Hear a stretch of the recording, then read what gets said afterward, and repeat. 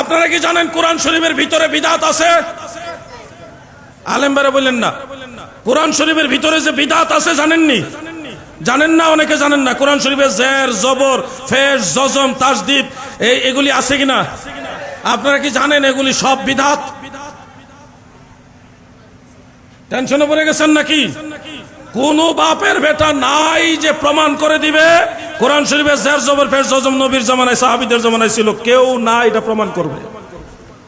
সাহাবীদের জামানায়ও জের জবর ছিল না কোরআন শরীফে। বাদশা হাজ্জাজ বিন ইউসুফের জামানায় আইসা, এরপরে আরেকজনের জামানায় আইসা পরবর্তীতে তাসদীদ এবং সাকিন এগুলি যুগ হয়েছে অনেক পরে।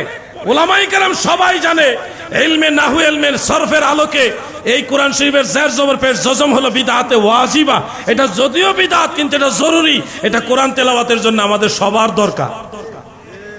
এখন আপনারা যে বলেন বিদআত মানে খারাপ, বিদআত মানে বাদ দিয়ে দাও, কোরআন শরীফের জের জবর কি করবেন?